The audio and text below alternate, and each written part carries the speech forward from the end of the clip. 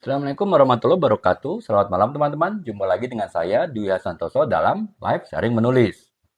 Sebelumnya saya mohon maaf sebelumnya kita lebih lambat 1 jam dari jadwal karena saya tadi ada keperluan sehingga baru jam 9 tadi ya saya sampai di rumah sehingga ya dengan istirahat sebentar kemudian melakukan persiapan-persiapan untuk live kali ini ya baru bisa mulai jam setengah 11. Tapi saya pikir karena kita punya waktu sampai sekitar jam 12 per 4, berarti sekitar 1,5 jam. Saya pikir cukup lah ya teman-teman untuk kita membahas topik kali ini selama 1,5 jam, termasuk juga mungkin menjawab pertanyaan teman-teman ataupun juga teman-teman jika ada yang ingin berkomentar bisa saya bacakan juga di kolom komentar ya sehingga saya pikir ya udah daripada saya tunda ke besok live-nya live ini malam ini tidak jadi live ya lebih baik ya kita mulai live aja teman-teman ya makanya saya putuskan walaupun terlambat 1 jam dari jadwal kita tetap lakukan live karena 1,5 jam saya rasa cukup ya untuk membahas semua apa yang kita bahas pada kali ini ya.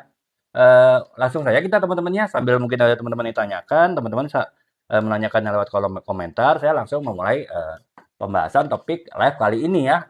Ini sih sebetulnya melanjutkan dua live sebelumnya. Yang sebelumnya kita membahas mengenai imajinasi ya, bagaimana kita mengelola imajinasi kita sehingga kita bisa membuat imajinasi awal yang dapat membantu kita membentuk suatu tulisan awal yang kuat gitu ya. Kemudian kita juga pada live berikutnya membahas mengenai kreativitas, yaitu bagaimana kita mengolah imajinasi awal tersebut dengan kreativitas kita sehingga akhirnya dapat membuat suatu tulisan awal yang unik, kemudian juga orisinal, serta menarik ya bagi pembaca gitu. Dan kemarin kita juga udah bahas, yaitu materi mengenai bagaimana setelah kita punya imajinasi awal dan kita juga punya kita punya kreativitas ya awal kita bisa menghasilkan sebuah novel yang menarik ya, menarik bagi pembaca untuk membaca lebih lanjut novel kita ataupun cerpen kita sampai selesai gitu. Sedangkan bagi kita sendiri, dengan kita membuat persiapan yang baik, dengan kita membuat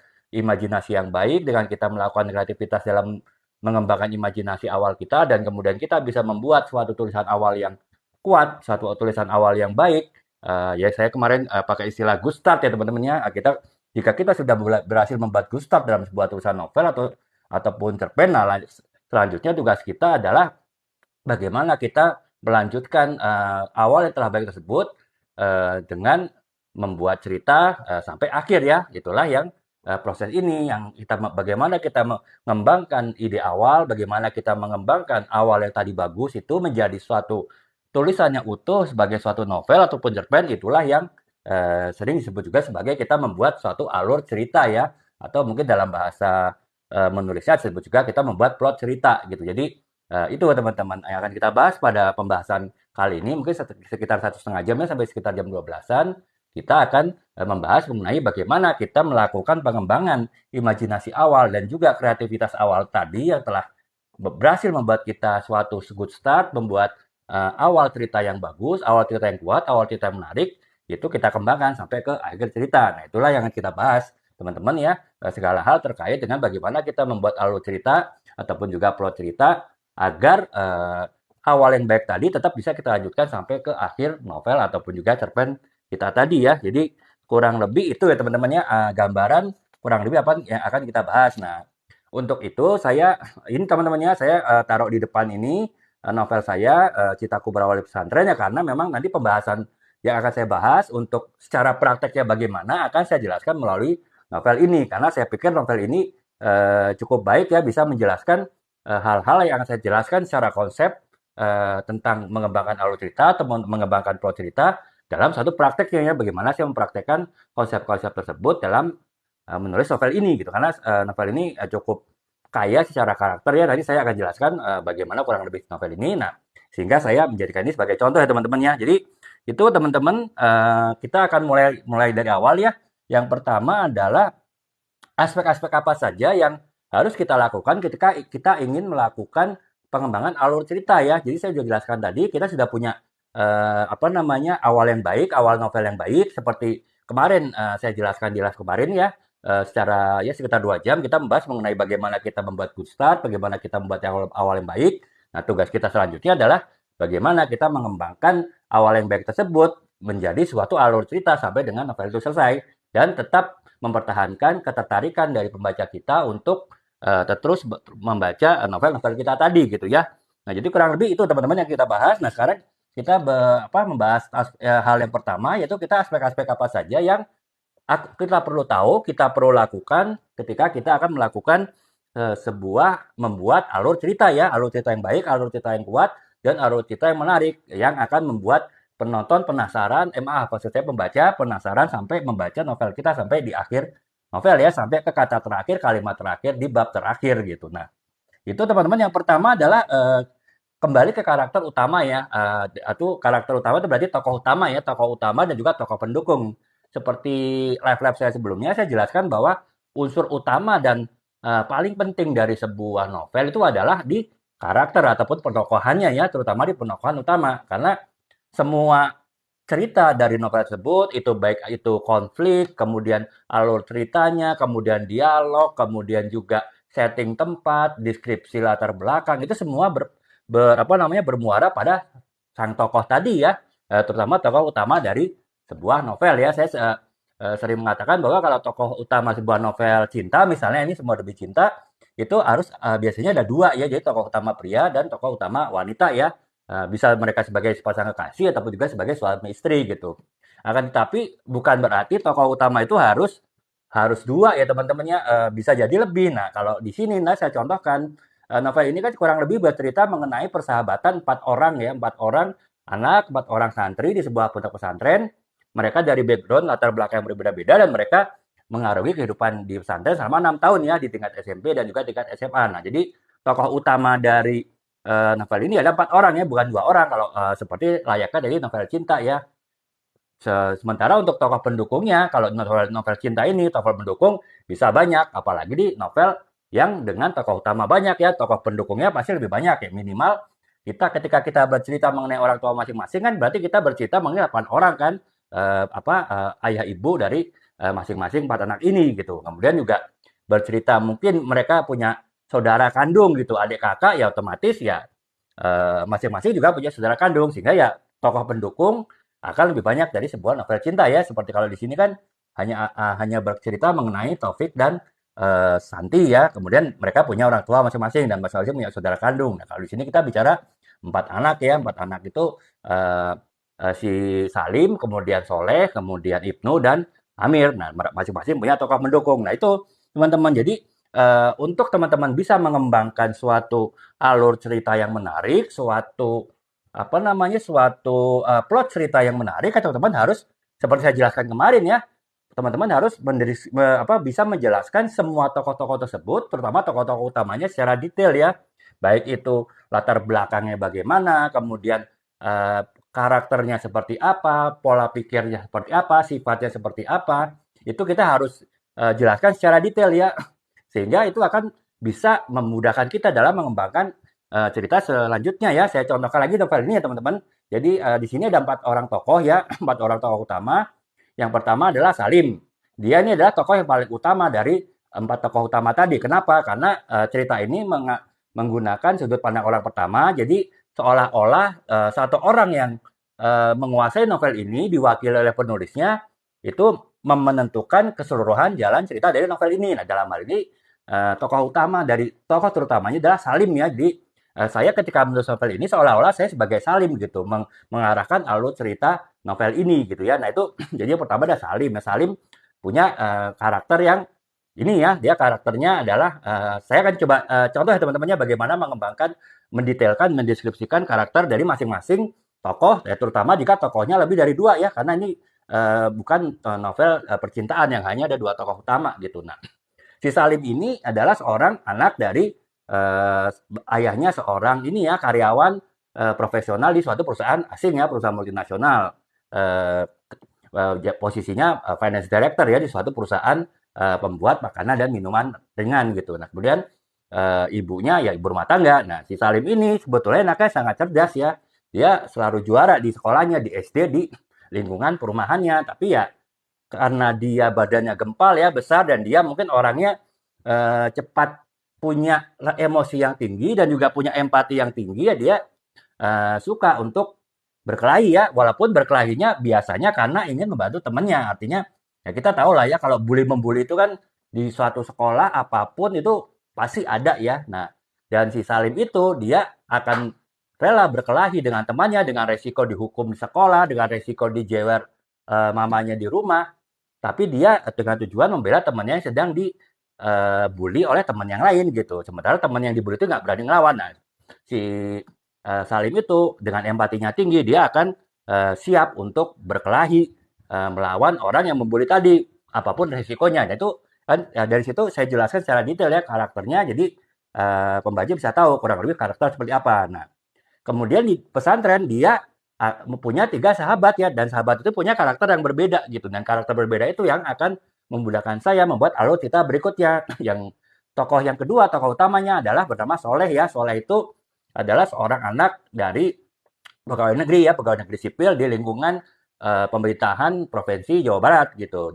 Tinggalnya di Bandung ya. Kalau pesantrennya itu sendiri di Bogor ya teman-teman ya. Kalau teman-teman mungkin yang kurang tahu, Bogor Bandung itu kurang lebih jaraknya ya 3-4 jam perjalanan lah ya. Kalau kilometer mungkin ya bisa sampai 150 kilo lah ya dari Bogor ke Bandung. Jadi ya istilahnya anak rantau ya si ini si Soleh ini. Nah, si Soleh ini orangnya beda karakternya dengan si Salim ya.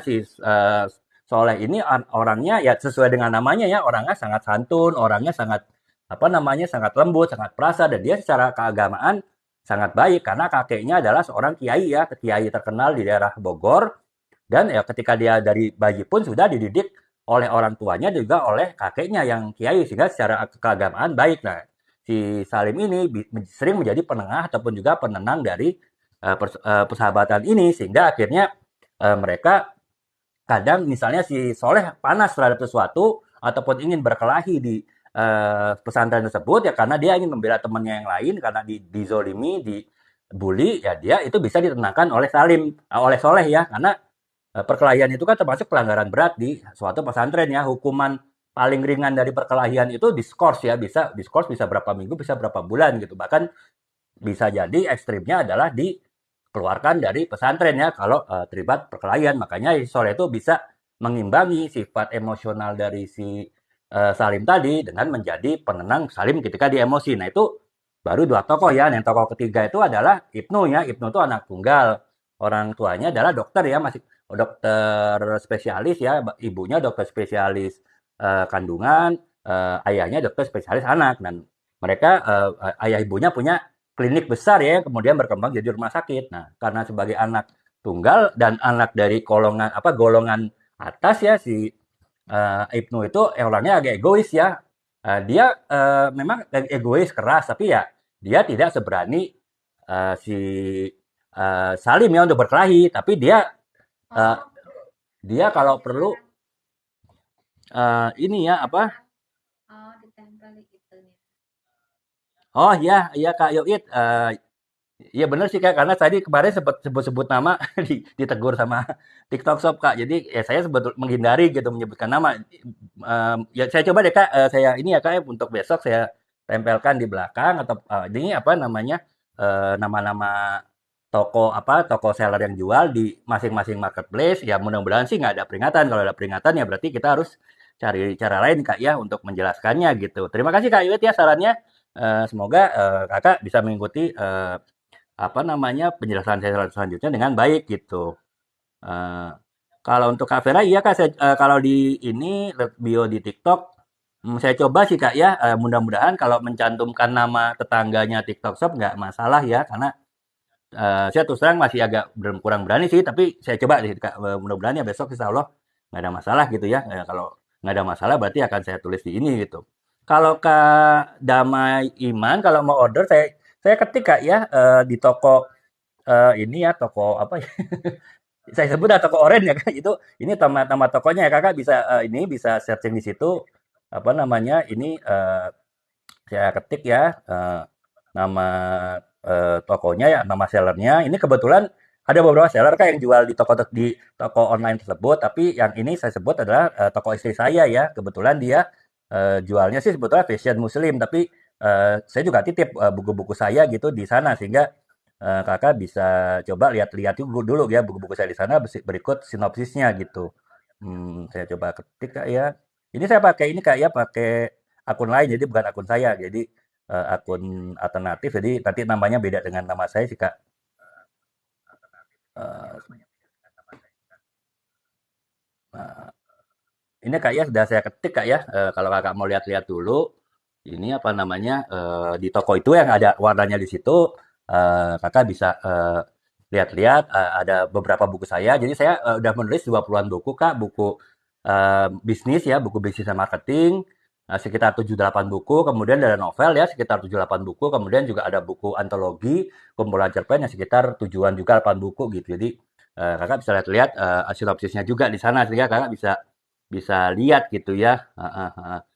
Oke, nah sekarang saya lanjutin ya Kak ya. Jadi itu oh ya melanjutkan tokoh ini ya mungkin sebagai gambaran.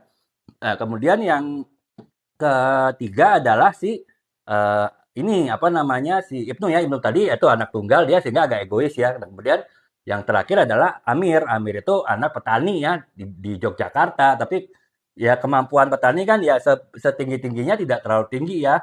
Tapi karena orang tuanya yakin bahwa pesantren tersebut bagus, apa namanya bagus untuk perkembangan anaknya dan anaknya itu si Amir sangat suka teknologi dan teknologi sangat didukung di pesantren tersebut ya akhirnya mengirim dengan mungkin dengan effort dengan usaha yang keras mengirim si Amir ke pesantren tersebut ya sehingga mungkin ada sedikit rasa minder ya karena teman-teman si sahabatnya itu kecuali si Soleh ya kalau Soleh kan keluarga pegawai negeri sipil jadi mungkin tetap sederhana ya tapi kalau kita lihat si Ibnu si Salim itu kan keluarga menengah atas ya jadi ya mungkin agak-agak minderan kemudian juga ya karena dari desa ya di Yogyakarta mungkin agak inilah ya agak kurang inilah apa namanya wawasan juga agak kurang gitu. Jadi ya mereka itu saling melengkapi gitu. Jadi itulah Kak ya saya di awal empat tokoh utama itu saya jelaskan secara detail ya baik dari sisi latar belakang sosial, dari sisi pola pikirnya, dari sisi kebiasaannya, dari sisi sifatnya yang itu akan memudahkan saya untuk mengembangkan plot ataupun alur cerita berikutnya karena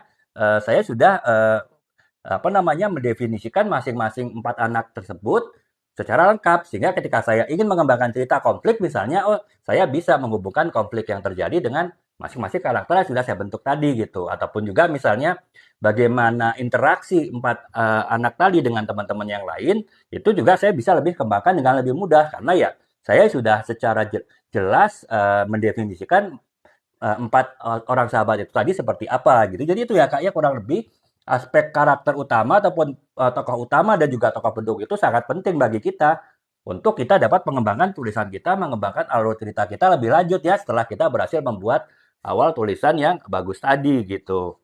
Itu kemudian nah itu kemudian dia benar Kak Vera terima kasih Kak ya ininya apa namanya informasinya lain lebih lanjut teman-teman. Jadi di situ Kak. Jadi ada novel-novel saya ada di situ semua, buku saya ada di situ semua. Jadi tidak hanya terbatas novel yang ini ya, novel-novel yang lain Kakak juga bisa lihat kurang lebih mungkin yang tertariknya yang di mana gitu. Nah, kemudian itu yang pertama ya aspek yang perlu kita perhatikan ketika kita ingin membuat suatu alur cerita ataupun plot cerita yang kuat dan menarik itu pertama ya kita harus kembangkan karakter atau penokohan utama dan tokoh pendukung kita itu seperti apa secara detailnya sehingga selain memperkenalkan tokoh-tokoh kita tersebut secara jelas, secara lengkap kepada pembaca kita di awal cerita, tapi dan juga akan memudahkan kita dalam mengembangkan ceritanya karena kita sudah punya gambaran yang jelas kurang lebih tokoh-tokoh yang kita bentuk itu yang kita ciptakan tersebut seperti apa gitu. Jadi itu yang pertama teman-teman ya karakter utama dan juga pendukung dari suatu novel teman-teman harus jelaskan di awal, detailkan di awal sehingga teman-teman lebih mudah mengembangkan alur cerita berikutnya gitu. Nah, kemudian yang kedua adalah setelah kita mengembangkan secara detail mengenai karakter masing-masing tokohnya, nah kita juga jelaskan mengenai latar belakang ya, latar belakang tempat. Nah, karena background tempat ini di suatu pesantren dan pesantren itu kan macam-macam ya teman-teman ya, apa namanya secara eh, kurikulumnya pun berbeda-beda ya. Ada pesantren yang khusus pesantren yang agak keagamaan saja ya, tidak ada pendidikan akademisnya. Kalaupun pendidikan akademisnya mungkin lebih nanti ketika mereka akan lulus SMP misalnya diikutkan kejar paket ya. Jadi mereka tidak dianggap sebagai sekolah di bawah Kementerian Pendidikan.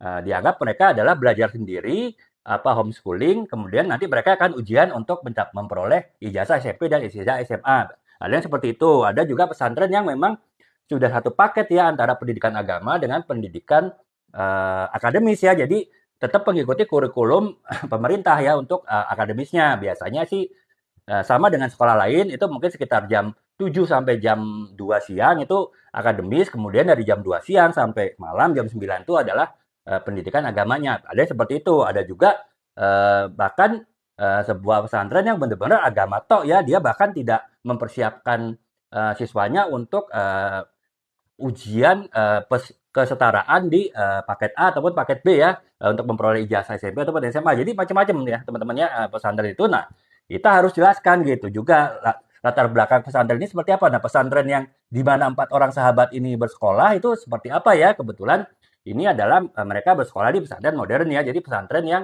dari pagi sampai siangnya pendidikan ini dari pendidikan akademis, kemudian siang sampai malam pendidikan agama ya, bahkan dimulai dari jam 3 pagi ya teman-teman ya, karena jam 3 pagi itu kalau anak pesantren itu bisa dibangunin ya, dibangunin, kemudian juga harus sholat tahajud, setelah itu baru mungkin Al-Quran ya, apa namanya, hafalan Al-Quran, ya setelah itu baru sholat subuh, persiapan untuk sekolah, sekolah sampai siang, siang, kemudian setelah itu pembahasan pendidikan kepesantrenan ya, pendidikan agama. Jadi kita harus jelaskan teman-teman di sini kurang lebih seperti apa gambaran pesantrennya gitu. Kemudian tidak hanya mengenai kurikulumnya, kita juga perlu jelaskan latar belakang tempat pesantren itu seperti apa ya. Jadi teman-teman kan tahu ya pesantren itu ada yang mungkin hanya beberapa lokal saja karena mungkin santrinya tidak terlalu banyak gitu. Ada yang mungkin hanya seperti gedung sekolah kita misalnya kita sekolah negeri ya. Saya kan dulu sekolah negeri kan SMP SMA. Nah, kurang lebih mungkin luasnya bangunannya seperti SMP negeri ya ditambah dengan asrama gitu. Tapi ada juga yang sangat luas ya pesantren yang bahkan sampai berhektar-hektar ya, sampai 45 hektar ya, sehingga bangunannya pun walaupun siswanya cukup banyak, tapi bangunannya tetap bagian terkecil dari lahan keseluruhan pesantren tersebut. Sementara mungkin 80% dari lahan pesantren tersebut adalah lahan terbuka ya, baik itu mungkin pesantren itu mungkin fokusnya kepada pesantren perkebunan. Jadi di situ dilatih untuk apa namanya melakukan pertanian dan perkebunan, punya sawah sendiri, punya kebun sendiri, bahkan punya peternakan sendiri ya. Jadi itu kan bermacam-macam teman-teman ya, makanya kita harus jelaskan itu di awal juga gitu secara detail kurikulumnya bagaimana, kemudian bagaimana juga tempatnya, lingkungannya seperti apa, dan hubungan antara guru, hubungan antara ustadznya dengan santrinya seperti apa ya, karena kan beda-beda juga teman-temannya. Kalau tradisional mungkin benar-benar hubungannya seperti seorang pemuka agama dengan para santrinya, itu mungkin agak-agak ini ya, agak-agak tradisional gitu hubungan mereka. Tapi ada juga yang pesantren dengan format boarding school, mungkin hubungan antara murid dan guru ya seperti di sekolah lain ya, seperti sekolah yang bukan boarding school ya, sekolah biasa. Jadi tetap hormat, tetap formal, tapi apa namanya dalam batas-batas formal saja, bukan istilahnya benar-benar ya istilahnya inilah ya menunduk, benar-benar hormat, benar-benar takzim seperti seorang penuntut ilmu agama dengan guru-gurunya gitu ya. Jadi itu teman-teman harus jelaskan juga. Nah, jadi itu teman-teman yang dengan teman-teman bisa menjelaskan lingkungan pesantren ini seperti apa, saya bisa membayangkan lingkungan pesantren seperti apa, saya lebih mudah lagi untuk mengembangkan alur cerita berikutnya. Bagaimana 4 orang sahabat ini mengarungi kehidupan di pesantren dengan situasi pesantren yang seperti setelah saya jelaskan, saya deskripsikan tadi ya, saya gambarkan tadi gitu ya. Terima kasih ya Kak Cipa Choice ya, apa namanya, ininya, apresiasinya. Semoga Kakak bisa ini ya, bisa mendapatkan manfaat dari penjelasan saya ini ya. Dan Kakak mungkin yang tadinya ragu untuk menulis, bisa mulai mencoba untuk menulis ya, termotivasi untuk menulis gitu ya. Jadi itu ya teman-teman ya, dua aspek yang perlu diperhatikan ketika teman-teman ingin mengembangkan alur cerita setelah teman-teman berhasil membuat awal cerita yang baik berdasarkan inspirasi awal telah teman-teman kembangkan secara kreatif tadi gitu ya. Itu yang pertama adalah kita mengembangkan karakter ataupun tokoh-tokoh utama dan pendukung novel tersebut atau cerpen. Yang kedua, kita mendeskripsikan, menjelaskan secara detail mengenai ini ya latar belakangnya, latar belakang tempat, latar belakang suasana, latar belakang peristiwa, dan juga latar belakang yang lain-lain ya. Seperti kalau misalnya di pesantren ini contohnya menjelaskan latar belakang kurikulum pesantrennya seperti apa, kemudian lingkungan pesantrennya seperti apa, bangunannya seperti apa, gedungnya seperti apa, kemudian juga pola hubungan antara santri dengan guru, santri dengan ustadznya, santri dengan kiainya itu seperti apa, teman-teman harus jelaskan sehingga teman-teman lebih mudah lagi mengembangkan cerita berikutnya gitu ya. Gitu. Kemudian Kak Yunjin, ini Kak ya, terima kasih Kak ya semangatnya. Semoga Kakak juga semangat nih untuk mulai menulis. Kalau Kakak memang belum menulis ya, dan kalau sudah menulis, Kakak menulis tidak ada ragu ya, tidak ada takut gagal, takut salah, pokoknya Kakak tulis aja gitu. Nah, itu yang kedua ya, aspek kedua. Yang kemudian aspek yang ketiga adalah konflik utama ya. Nah, teman-teman harus bisa mengembangkan konflik utama itu dengan baik ya, karena sebuah konflik itu kan pasti ada proses ya teman-teman, dimulai dari jadi tadi ya, dari mulai perkenalan tokoh-tokohnya, perkenalan lingkungannya seperti apa, nah kemudian dari tokoh-tokoh tersebut, dari lingkungan tersebut itu bisa terjadi suatu konflik ya, baik itu konflik di dalam tokoh utama tersebut ataupun konflik adalah tokoh utama dengan tokoh pendukung atau bahkan tokoh tambahan ya, tokoh figuran gitu. Nah itu teman-teman harus membuat alur konfliknya dengan ini ya, dengan bertahap ya, dari mulai awal konflik, kemudian juga sampai ke klimaksnya konflik, puncak konflik, kemudian bagaimana resolusi konfliknya, dan terakhir adalah bagaimana teman-teman melakukan apa namanya penyelesaian dari masalah yang ada sehingga bisa happy ending ya. Kalau kita mau happy ending, kalau kita mau buat sad ending bisa bisa juga ya, itu tergantung pilihan teman-teman gitu. Nah itu teman-teman, jadi teman-teman harus bisa membuat konflik utama yang bisa teman-teman kembangkan dari mulai awal konflik. Nah, itu teman-teman harus tentukan di awal ya. Ya dengan teman-teman menentukan konflik utamanya apa, ya baru teman-teman bisa membuat bagaimana awal konfliknya dan juga bagaimana penyelesaian konfliknya ya. Kalau di novel ini, pesantren ini kebetulan memang konfliknya itu lebih ada beberapa hal ya. Jadi memang tidak ada konflik utama ya.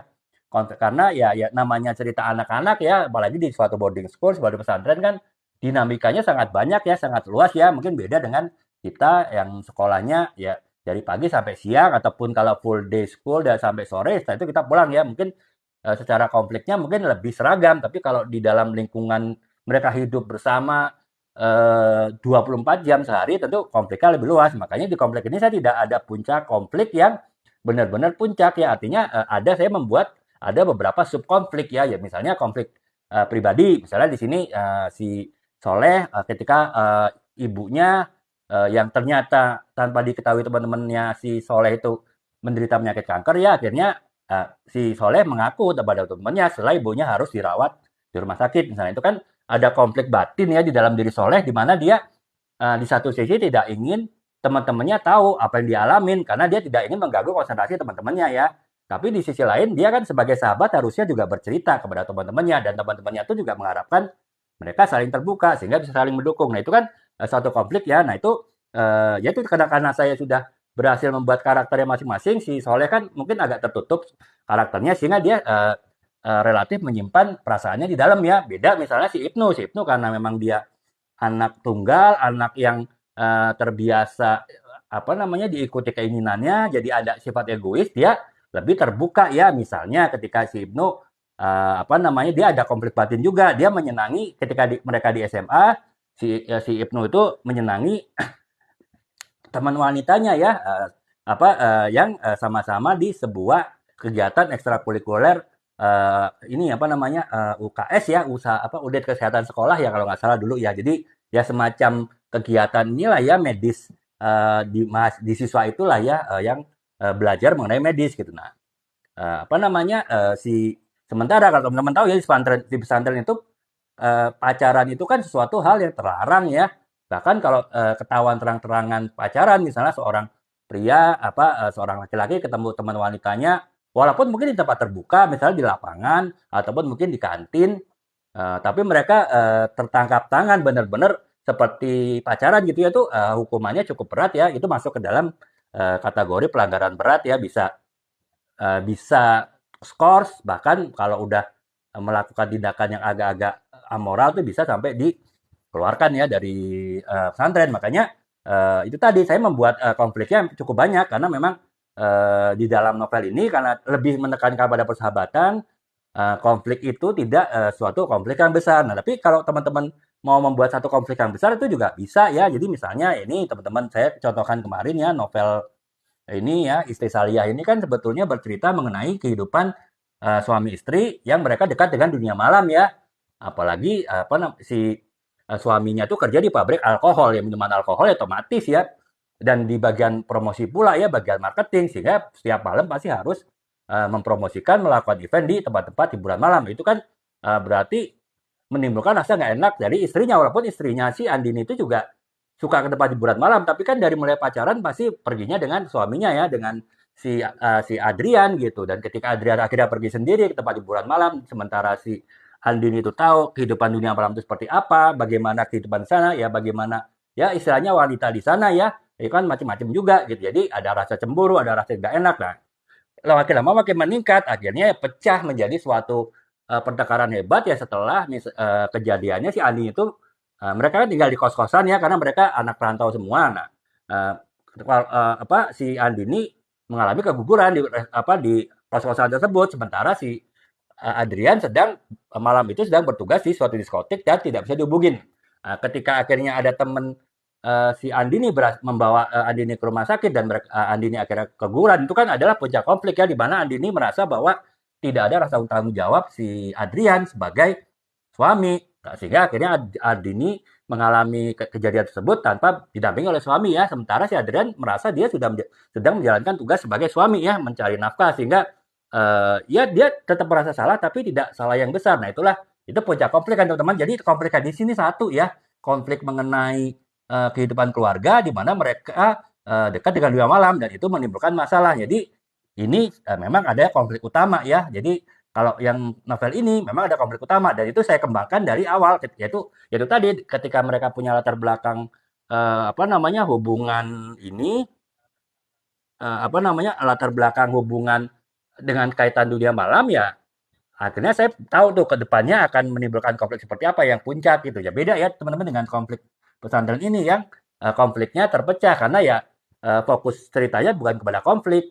Konflik itu lebih sebagai bumbu tapi lebih fokus ceritanya ke tema persahabatan gitu ya. Kemudian Kak Gos ya sebetulnya ini ya Kak ya apa namanya nulis itu sih gampang Kak. Jadi yang penting Kakak sebelum menulis paham dulu ya 5 tahapan persiapan penulisan itu benar-benar basic sih. Jadi kalau Kakak mau sebelum Kakak menulis yang lain, Kakak harus paham tahapan-tahapan menulis itu seperti apa ya. Itu Kakak bisa lihat, Kakak bisa masuk ke profil saya, Kakak bisa lihat daftar putar ataupun playlist sharing menulis. Di situ saya ada TikTok series Kak mengenai 5 tahapan penulisan, 21 video. Itu gratis Kak ya. Kan biasanya TikTok series bayar ya. Kakak sering lihat promo-promo TikTok series berbayar. Nah, kalau untuk yang ini Kakak gratis Kak. Jadi 21 video total kurang lebih mungkin sekitar 1,5 jaman itu durasinya untuk 21 video tersebut membahas secara detail tahap dari mulai awal sampai dengan tahap kita selesai menulis. Nah, Kakak harus paham dulu tahapan tersebut. Dan setelah Kakak paham tahapan tersebut, saya rasa Kakak akan lebih motivasi ya karena Kakak udah tahu tuh ibaratnya Kakak mau pergi ke suatu tempat, tapi Kakak udah benar-benar tahu arahnya gimana, petanya Kakak sudah pegang. Kemudian Kakak sudah belajar dari Google Map ya arahnya seperti apa. Ya, saya yakin Kakak kan pasti lebih pede kan menuju tempat tersebut ya. Sama kalau Kakak tahu detailnya seperti apa ya Kakak bisa ini ya bisa menulis lebih motivasi. Makanya Kakak bisa pelajarin ya pokoknya Kakak masuk profil saya kemudian cari daftar putar ataupun juga playlist atau playlist ini sharing menulis ya Kakak ya, sharing menulis dari situ Kakak lihat ada suatu video, Kakak pelajarin di situ deh Kak. Kalau Kakak sudah belajar, nah Kakak setelah belajar teknik itu, Kakak saya yakin bisa ngikutin. Sekarang kan saya udah membahas mengenai tips-tipsnya ya setelah sebelumnya saya membahas mengenai teknik dasar dari menulis. Nah, Kakak baru bisa menerapkan tips-tips yang saya kemukakan di live-live saya berikutnya karena teknik dasarnya Kakak sudah paham gitu Kak ya. Eh, Kak Gox ya. Jadi itu Kak ya, saya pun kalau Kak Gox itu dream ya, dream Kakak ya untuk menulis ya. Kalau saya terus terang bahkan nggak pernah dream Kak. Saya menulis itu kecelakaan ya. Saya sering jelasin ke teman-teman ya ketika live ataupun di VT saya bahwa saya tuh menulis 3 tahun yang lalu Kak. Waktu itu kan awal-awal COVID ya tahun 2020. Kita kan di lockdown ya, jadi kita nggak bisa pergi kemana-mana gitu kan. Jadi kita pun kerja dari rumah kan lewat online ya secara online ya. Nah kan ada waktu-waktu yang akhirnya waktu-waktu yang tadinya dipakai akhirnya menjadi tidak terpakai sehingga kita gabut ya. Kalau saya terus terang pulang pergi kantor tuh jauh Kak ya, perjalanan sekitar pulang pergi 5 jam saya pergunakan untuk perjalanan ya mengemudi kendaraan walaupun sebagian besar perjalanannya lewat tol ya, tapi ya Kakak tahu lah ya di Jakarta dan sekitarnya mau lewat tol mau lewat mana ya tetap aja sih kalau mau lewat ya tetap aja macet kan. Nah 5 jam itu akhirnya saya bingung mau gabut mau ngapain. Nah tiba-tiba saya terpikir untuk nulis ya. Nulis apa? Ya saya karena saya pengetahuan saya tentang marketing, saya 20 tahun di marketing sampai posisi senior manajemen, ya saya akhirnya nyoba nulis marketing. Kemudian saya hubungkan dengan dunia Covid ya. Waktu itu kan marketing sangat terpukul oleh adanya Covid, adanya pandemi kan.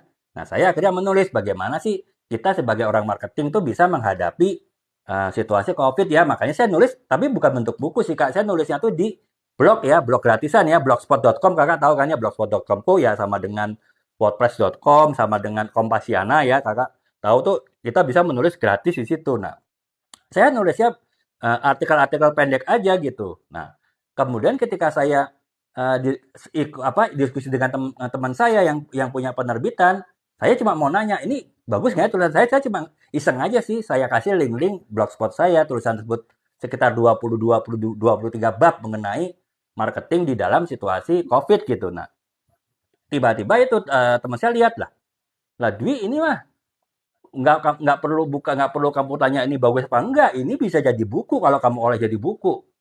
Ya ngomong begitu ya, saya kan sempat ditantang Kak ya, karena udah saya rekap lagi 23 bab tersebut menjadi satu buku. Judulnya saya kasih judul waktu itu marketing di era new normal, karena kan tahun 2020 akhir kan kita sudah ada mimpi untuk COVID itu hilang, sehingga akhirnya kita hidup, walaupun mungkin hidup selanjutnya tidak seperti sebelumnya ya, sebelum ada COVID. Tetap kita harus ada penyesuaian era new normal. Nah, makanya saya tulis novel itu sih Kak. Nah, Kakak Gos. Nah, itu jadi akhirnya dengan saya menulis satu buku, saya termotivasi untuk nulis buku marketing yang lain yang alhamdulillah bisa nulis sampai 7-8 buku bisnis marketingnya. Dan kemudian saya akhirnya nekat untuk nulis novel ya. Novel pertama saya ya cerita hidup tentang kisah cinta saya sendiri sebetulnya kayak, karena saya belum berani mengeksplorasi kisah novel itu yang dari luar diri saya, karena kan saya belum terbiasa riset mengenai novel kan, walaupun saya sudah menulis 7 buku mengenai marketing dan bisnis. Nah, itu sih Kak. Jadi dengan kecelakaan saja tanpa motivasi awal ya, alhamdulillah saya bisa nulis ya, apalagi Kak Got sudah ada motivasi ya, walaupun masih bingung untuk memulainya. Nah, makanya eh, ini apa namanya, saya sarankan Kakak pelajarin tuh TikTok seri saya mengenai sering menulis dari awal sampai akhir. Nah, kalau Kakak sudah paham itu, saya rasa ibaratnya Kakak mau menuju satu tempat, Kakak sudah tahu petanya seperti apa. Jadi Kakak lebih pede untuk jalanin dan lebih pede juga untuk bisa menyelesaikan satu tulisan ya, baik itu cerpen apalagi novel gitu ya Kak Gos ya. Jadi kurang lebih gitu ya. Eh, oh gitu ya Kak ya. Judul apa Kak, teman Kakak ya? Bukunya novel apa marketing Kak ya? Ya mungkin ini Kak, ya itu sih Kak ya. Ya salah satu kita menulis itu kita harus punya tujuan ya. Ya tujuan saya antara lain selain itu juga hiburan bagi diri saya, hiburan yang murah, hiburan yang mudah dengan menulis, daripada kita harus liburan kemana-mana ya, ataupun kita harus misalnya me time kita terlalu banyak ya, ke spa atau kemana ya, saya menyenangi hiburan di rumah aja ya, tetap dekat keluarga, tapi ya liburannya dengan menulis ya. Kalau bagi saya itu Kak ya, jadi sebagai hiburan bagi diri sendiri, juga bisa berbagi ide gagasan terhadap dengan orang lain ya, sehingga bisa memberikan manfaat sedikit walaupun sedikit kepada orang lain sih Kak. Jadi ya itu ya saya itu memotivasi saya ya, sehingga akhirnya saya senang juga kalau teman Kakak ada yang punya buku Kakak ya, apa punya buku yang saya tulis ya. Itu sehingga ya saya setidaknya bagi teman Kakak itu mudah-mudahan bisa berguna gitu Kak. Jadi itu ya cara saya memotivasi untuk menulis ya dengan cara itu, baik untuk kepentingan diri saya sendiri, untuk proses healing, untuk proses penenangan jiwa saya, karena dengan menulis itu saya seperti ibaratnya seperti liburan, tapi saya tidak harus kemana-mana, cukup duduk santai di rumah, mungkin sambil siapkan kopi, siapkan gorengan, dengar musik yang lembut, ngetik itu udah seperti saya liburan gitu ya. Itu yang kedua, bisa bermanfaat bagi orang lain ya Kak. Jadi kurang lebih itu sih ya. Kemudian, oke Kak Asila mungkin juga Kakak harusnya juga bisa Kak ya, artinya yang dengan kecelakaan saja, dan saya terus terang Kak, sebelum saya menulis buku pertama, buku yang terakhir yang saya tulis itu adalah belasan tahun yang lalu ya. Itu pun buku yang judulnya skripsi dan tesis ya, karena kan saya S1 S2 ya, jadi saya tulis skripsi dan tesis, dan itulah buku yang terakhir saya tulis sampai belasan tahun kemudian ada kecelakaan tadi ya, adanya COVID, seperti digerakkan oleh Tuhan untuk bisa menulis lagi ya. Nah, Kakak yakin saya Kakak juga bisa sih kalau Kakak punya tekad ya, punya motivasi dan juga mau belajar ya hal-hal sifatnya dasar mengenai dunia tulis menulis gitu. Kak Asila ya kurang lebih begitu ya. Nah, oke, sampai mana tadi ya?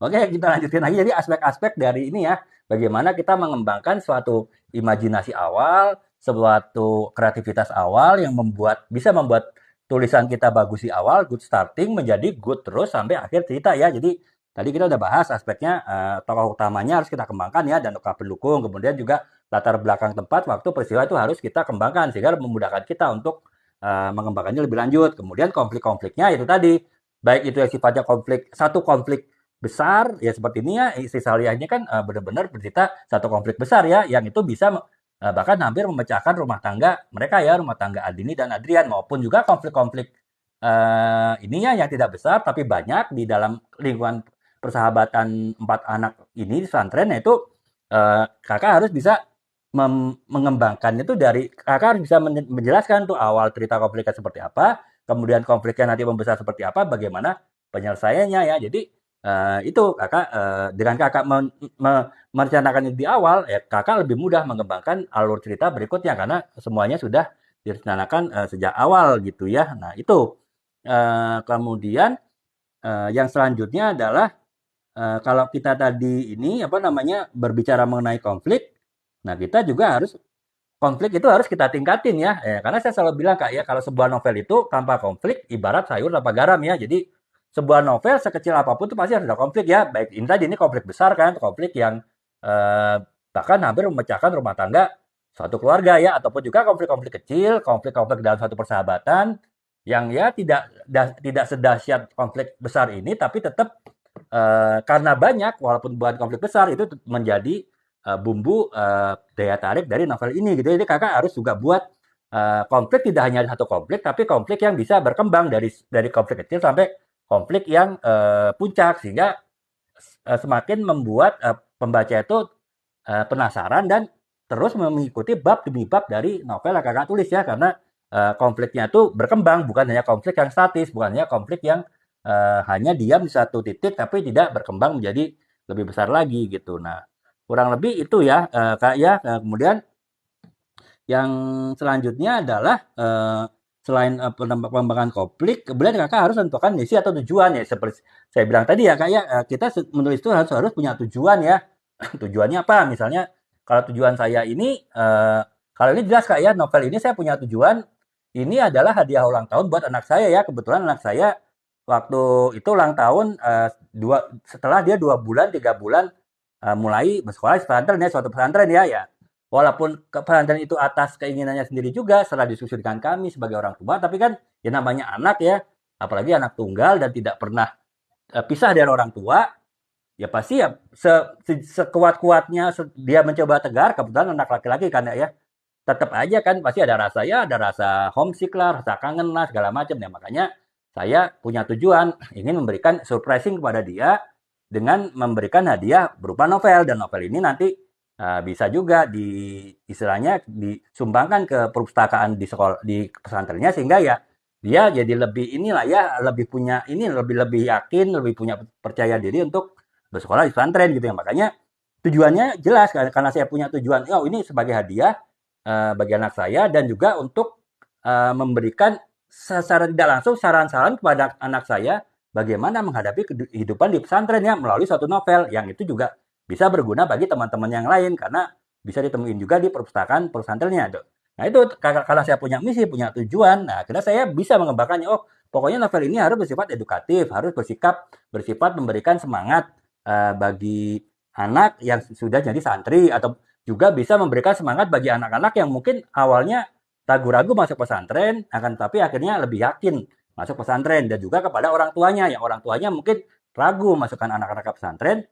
Dengan membaca novel ini harapan saya ya bisa tergerak untuk memasukkan anaknya ke pesantren ya, apalagi kalau anaknya memang berminat untuk masuk ke pesantren. Nah itu karena saya sudah tentukan tujuan dan misi dari menulis novel ini seperti itu ya, saya mengarahkan membuat alur ceritanya ya seperti itu ya. Bagaimana ya dengan bercerita melalui persahabatan di sebuah pesantren ya.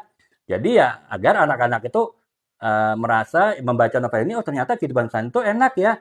Ada tidak enaknya, tapi juga banyak enaknya. Karena apa? Kita bisa bersahabat erat dengan teman-teman kita dan 24 jam kita kan bertemu terus dengan sahabat kita ya. Kalau kita misalnya sekolah yang nggak boarding school, yang tidak pesantren kan, ya paling cuma ketemu teman-teman sahabat-sahabat hanya di waktu jam sekolah ya, mungkin paling banter full day school pun sampai jam 4 gitu kan. Nah, tapi kalau di pesantren kan dari bangun sampai tidur kita ya bisa main bareng sama sahabat kita. Nah, itu kurang lebih itu visinya. Makanya alur cerita ini saya fokuskan kepada arah tujuan dari cerita tersebut gitu ya teman-temannya. Jadi kurang lebih itu apa namanya kita harus tentukan juga visi misi tujuan kita menulis sehingga itu lebih memudahkan kita untuk mengembangkan tulisan kita, mengembangkan alur cerita tulisan kita tuh seberapa jauh gitu ya.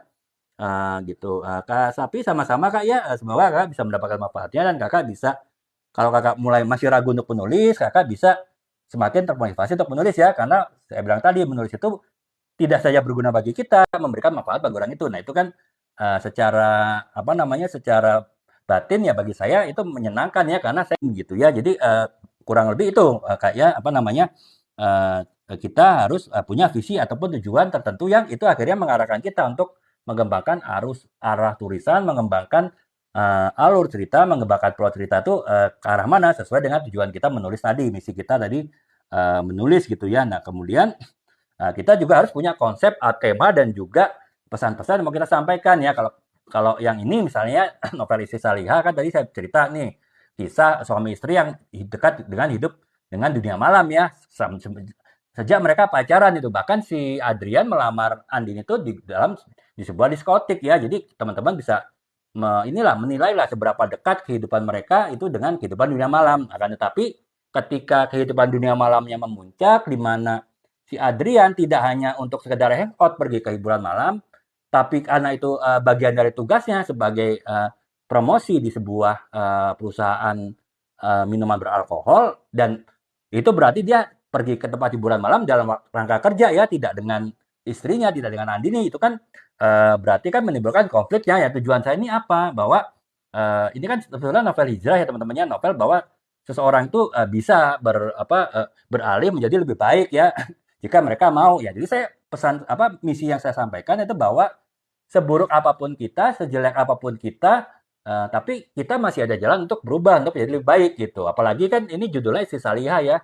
Untuk menjadi lebih baik pun belum tentu si Andini bisa udah mencapai predikat Istri Salihah karena kan untuk menjadi Istri Salihah ada tahapan-tahapannya, ada kriteria-kriterianya. Tapi setidaknya sebelum si Andini bisa mencapai cita-citanya menjadi Istri Salihah, setidaknya dia menjadi lebih baik dulu lah, hijrah dulu lah. Demikian pula dengan suaminya gitu. Dan ketika mereka sudah hijrah, mereka mungkin sudah meninggalkan dunia malam, walaupun mereka belum meningkatkan ketaatan terhadap Tuhan, terhadap ibadah-ibadah agama, setidaknya mereka sudah menjauhi hal-hal yang dilarang oleh Tuhan ya, oleh agama ya di tempat dunia malam. Nah, itu selanjutnya langkah berikutnya mereka bisa kemudian Andini meningkatkan lebih kehidupan beragamanya sehingga bisa mencapai predikat Istri Salihah. Nah, itu kan misi ataupun pesan yang ingin saya sampaikan dari novel ini. Nah, itu dengan misi ini pula saya jadi punya arah cerita ini kan ya. Pokoknya cerita pertama adalah bagaimana kehidupan dunia malam mereka. Kemudian yang kedua adalah bagaimana apa yang hal besar yang membuat mereka akhirnya sadar bahwa mereka harus meninggalkan kehidupan dunia malam. Kemudian yang ketiga adalah bagaimana mereka meninggalkan kehidupan dunia malam dan bagaimana kehidupan mereka setelah mereka meninggalkan kehidupan dunia malam. Itu yang ketiga kan alurnya. Yang keempat adalah nah setelah mereka benar-benar meninggalkan kehidupan dunia malam, bagaimana mereka meningkatkan tingkat keagamaan mereka, ibadah mereka, sehingga akhirnya si Ani bisa mencapai predikat sebagai Istri Salihah sesuai dengan kriteria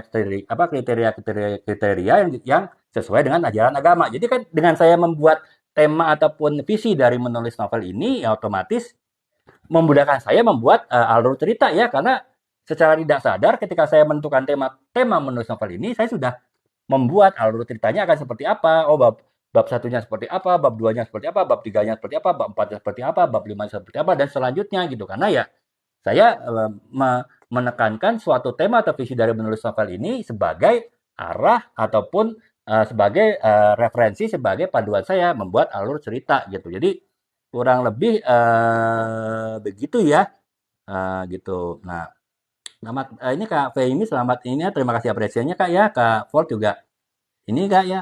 Jadi itu sih Kak, apa namanya, kita bisa mengembangkan alur cerita kita dengan kita menetapkan banyak hal ya, termasuk tadi di visi dan misi kita menulis. Jadi kalau dari kemarin ada beberapa teman-teman ya yang bilang bahwa ya suka ini kehabisan ide cerita di tengah. suka misalnya sudah itu antara paragraf satu dan paragraf 2 nggak nyambung ceritanya. Yaitu apa? Karena mungkin kakak belum menentukan tujuan ataupun tema ataupun juga misi kakak menulis tulisan tersebut, menulis novel tersebut. Sehingga kakak tidak bisa belum bisa menentukan alur cerita dari awal sampai akhir. Nah, kalau kakak sudah bisa tentukan tujuan, tema, dan juga visi misi kakak menulis novel itu, ataupun cerpen tersebut, otomatis kakak sudah membentuk alur ceritanya sendiri ya, seperti saya jelaskan ini tadi ya, alur cerita tujuan saya menulis novel ini akhirnya membentuk saya satu alur cerita dari mulai mereka uh, tenggelam dalam kehidupan dunia malam sampai akhirnya mereka meninggalkan, sampai akhirnya mereka mulai tidak hanya tobat tapi juga mulai melakukan kegiatan agama sampai akhirnya si Andi nih bisa mencapai predikat sebagai istri salihah. Itu kan suatu tahapan proses yang membentuk alur cerita yang kan saya buat di novel ini gitu. Jadi kurang lebih itu ya gitu.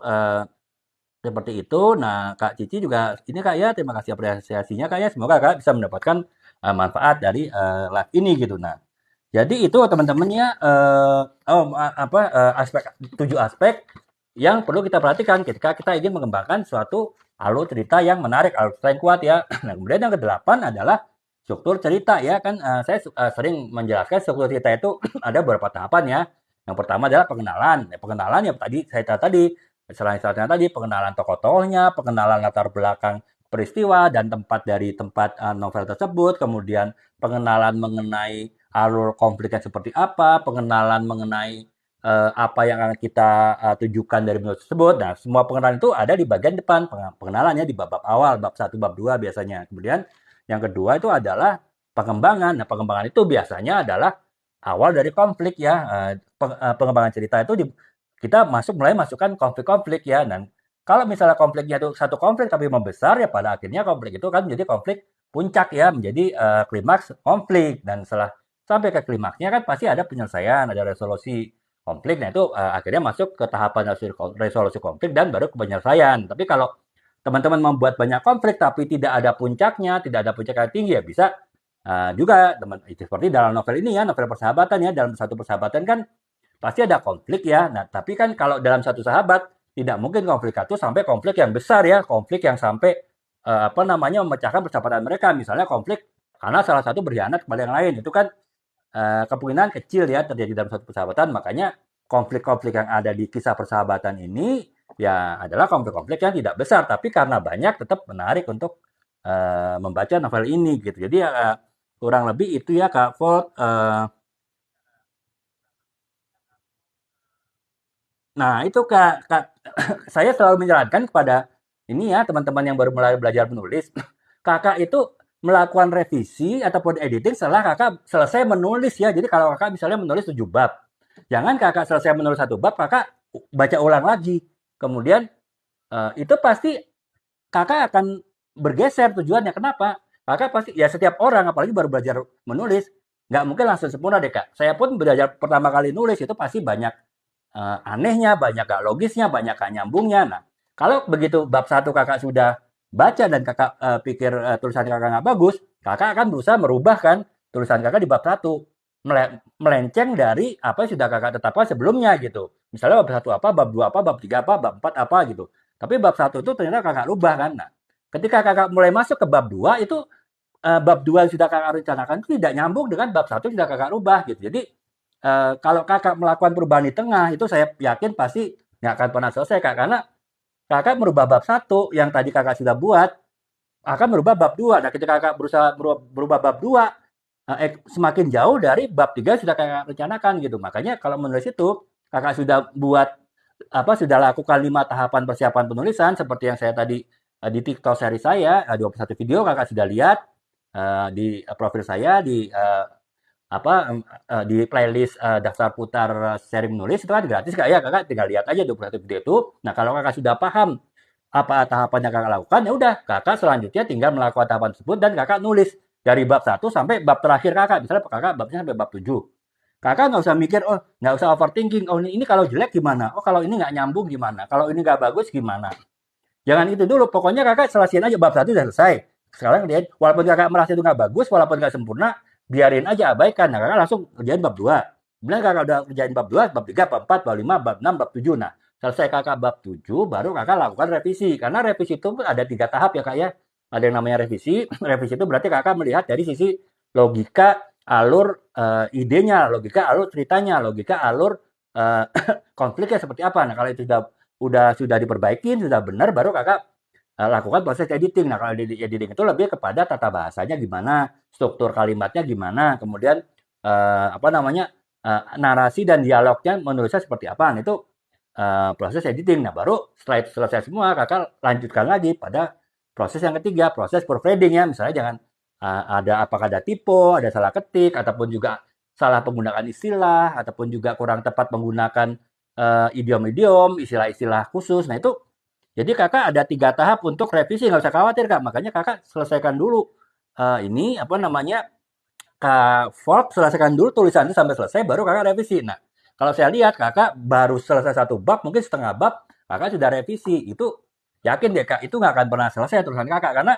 setiap orang, apalagi baru mulai menulis, itu pasti akan merasa nggak sempurna tulisannya gitu. Nah, saya cerita pengalaman saya kak ya.